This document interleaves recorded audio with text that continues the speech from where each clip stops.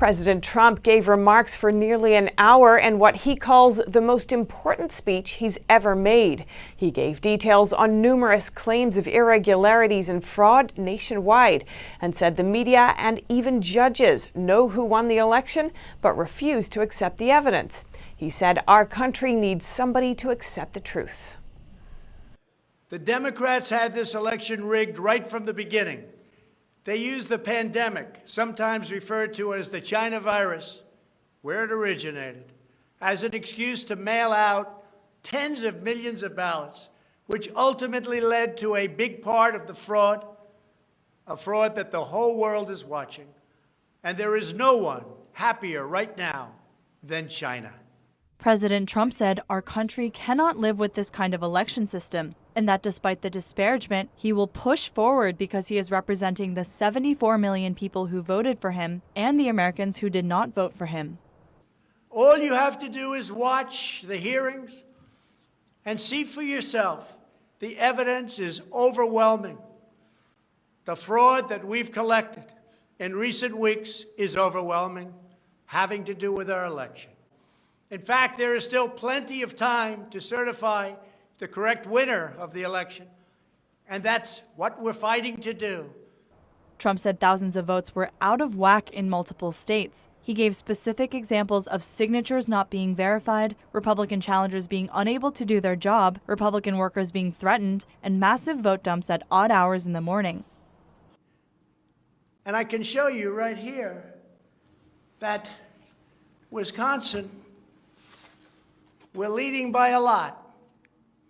And then at 3:42 in the morning, there was this. It was a massive dump of votes. Mostly Biden, almost all Biden. And to this day, everyone's trying to figure out, where did it come from? Here's an example. This is Michigan. At 6:31 in the morning, a vote dump of 149,772 votes came in unexpectedly.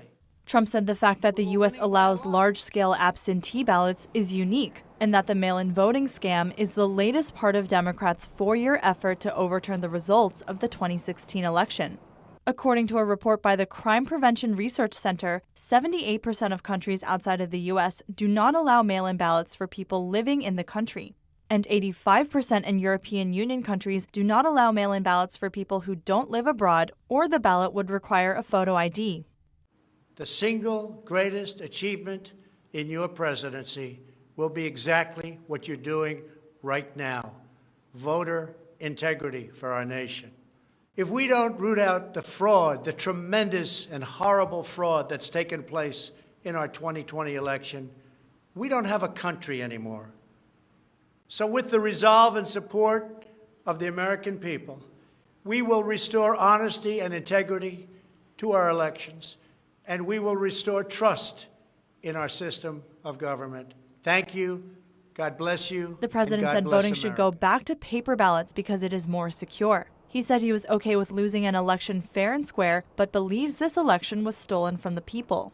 He says he will return the power back to the American people. Christina Kim, NTD News. As Georgia finishes up its second recount tonight, Sidney Powell and Lin Wood came to speak to Georgians today. They raised some of their key arguments, including allegations of foreign interference in this year's election. NTD's Melina Weiskup brings us more. I'm here in Alpharetta where we just heard from Lin Wood and Sidney Powell. Something interesting that they both said is they said a lot of this fraud hinges on China. China's influence in these elections were very strong, they said. Sidney Powell said that China is to blame for a lot of the machines flipping the votes and a lot of problems there, while Lin Wood went so far as to say that Governor Brian Kemp and Secretary of State Brad Raffensperger have actually been bought off by the Chinese Communist Party. We know very little about that evidence in particular, but I'm sure that's something he's looking closely at. He's also mentioned this in multiple interviews before, so that's something that he again reiterated today. You're not going to sell our votes to China. We're not going to vote on your damn machines made in China. One thing Lin Wood told us after he walked off stage is that he believes that this fraud has been going on for 20 years. And he said he thinks it took until now, when Trump is very loud and proud about the truth, before they actually started looking into this fraud. They put in computer algorithms in the software. They've been doing it for 20 years. So they got about a 3% swing from Trump to Biden in the computers, and then they piled on with the paper ballots. When Trump fooled them all and he won by such a large margin, they had to stop the count and start shipping in paper ballots. For 20 years, why now? What's happened for 20 years? Maybe because it took Donald Trump to start telling people the truth.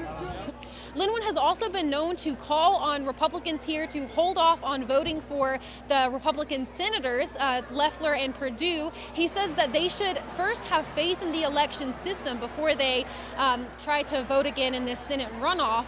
I asked him how he felt about, if the Democrats take those seats instead, and he said who takes the seats is not that big of a deal. It's a matter of the integrity in the elections that he's most concerned about. Do you think there's something to worry about, that the Democrats will take those seats? Or I don't care who takes the seats. I just want a fair vote. It's not going to be fair till they clean it up. So they need to order a new election that's fair and honest with machines made in America.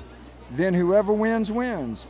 But today we also heard from C.J. Pearson and Vernon Jones, and both of them seemingly disagree with Lin Wood on that point.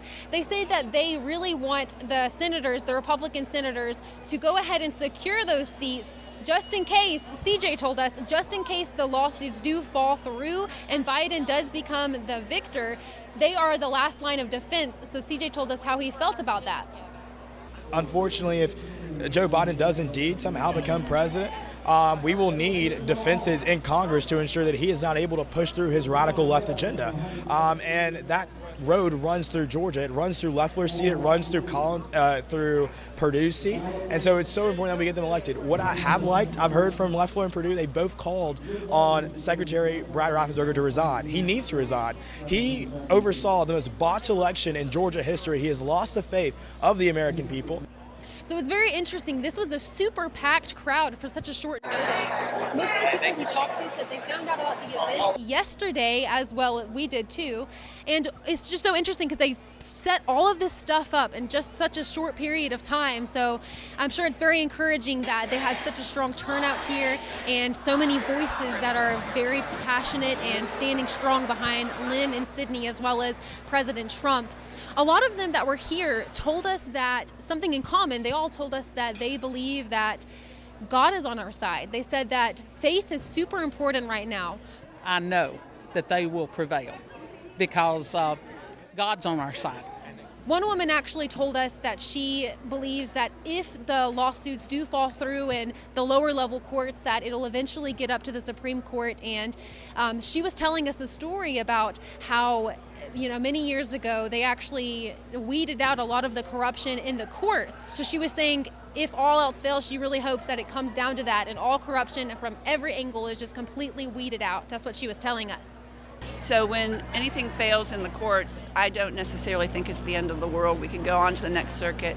I think a lot of people are depending on the Supreme Court, and hopefully it's not corrupted, but what we pray, then the last line of defense, I think, is prayer after the Supreme Court.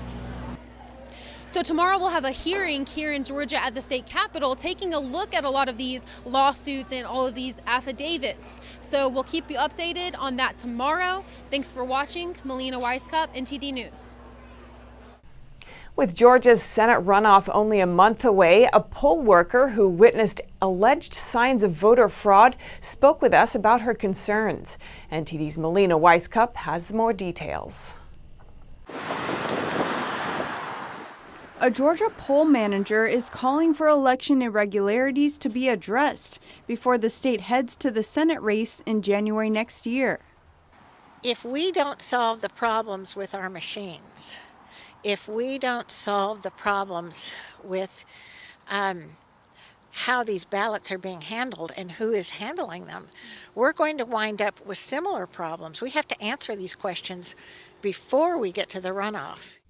Voiles has 2 decades of experience managing polling places. She says of all the election irregularities she saw this year, one particular batch of ballots stood out while she was editioning the hand recount on November 14th.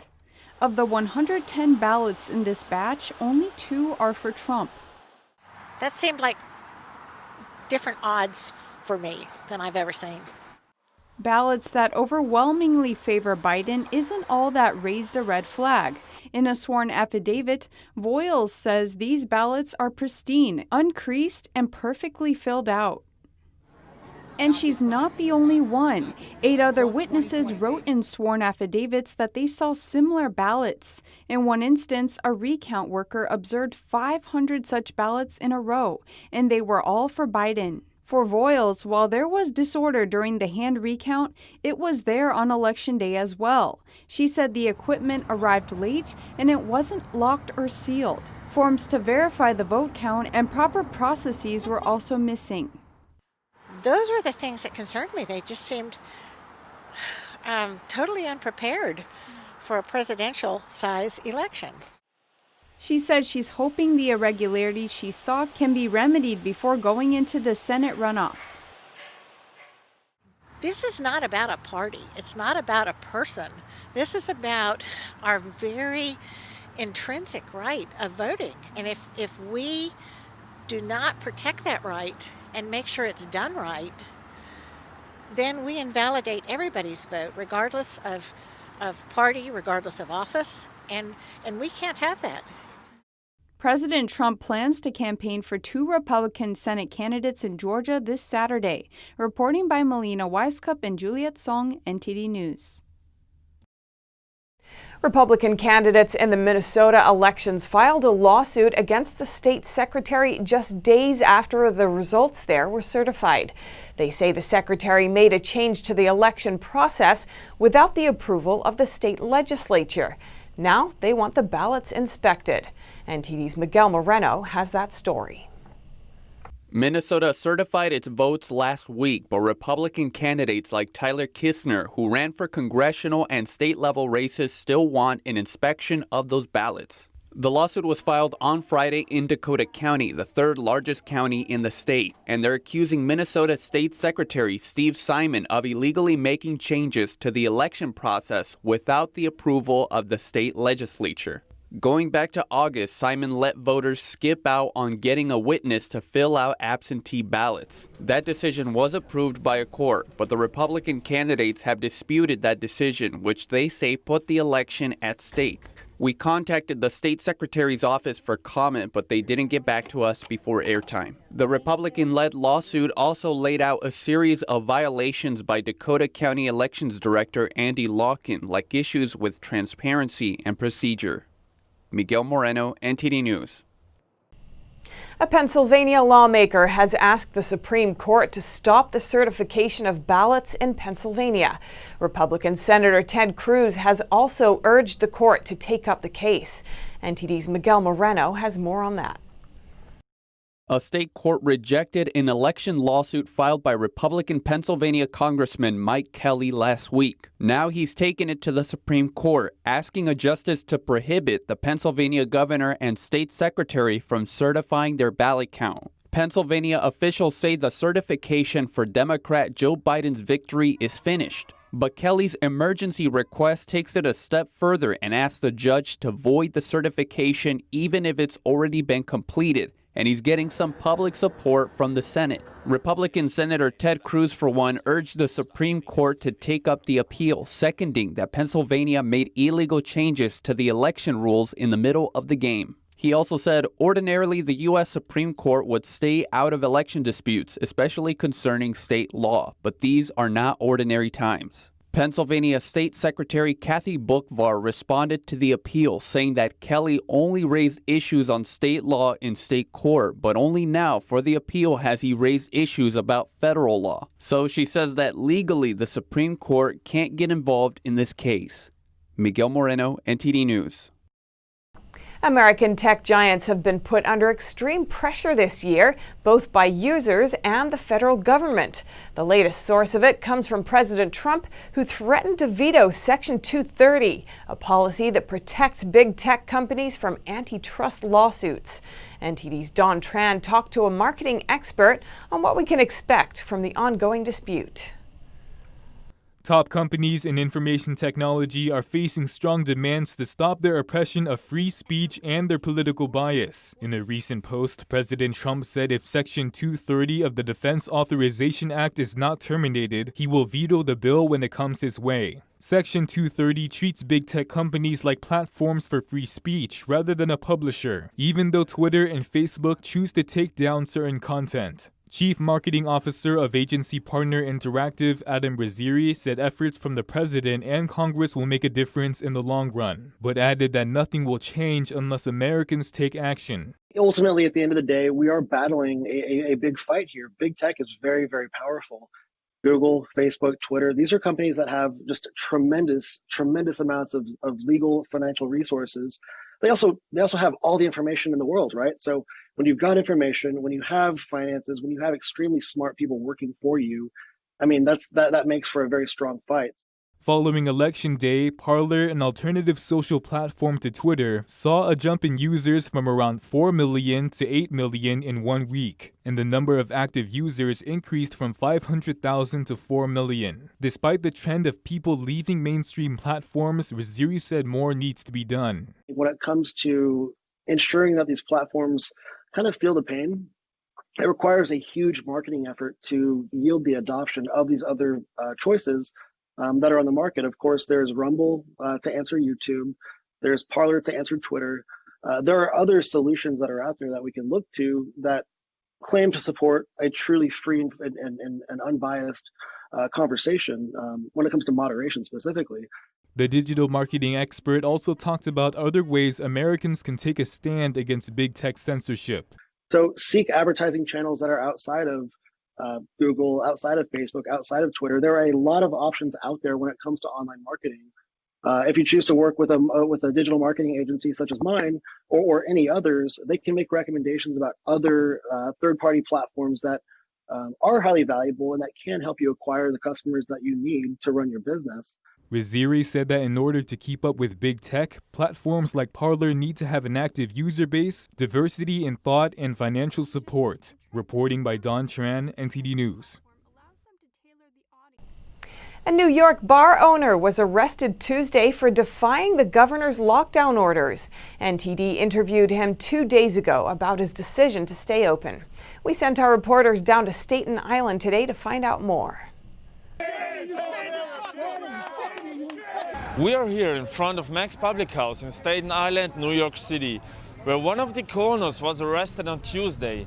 On Wednesday, the owners and their lawyer were still here to try and explain things. A friend of the owners who was present during the arrest said, as soon as people started filming, New York sheriffs started covering up cameras and handed out summons to everyone inside the pub, including the owner's lawyer.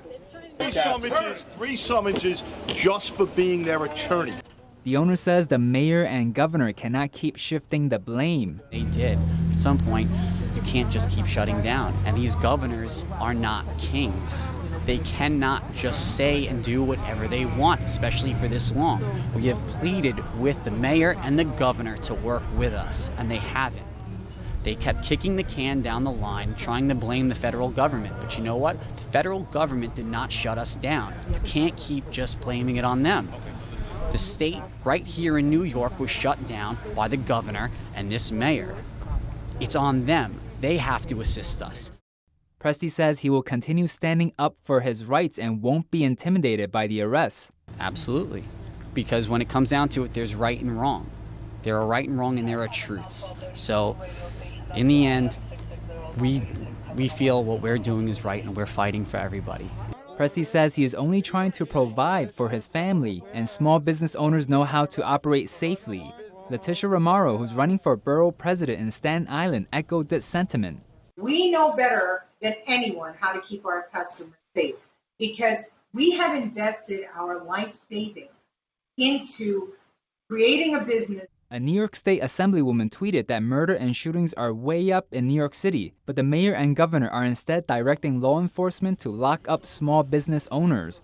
Mac's Public House will stop serving food and beverage at the establishment, but says it will do whatever it can to uphold the autonomous zone. Reporting by Arian Pastar and Phil Zoe, NTD News, New York.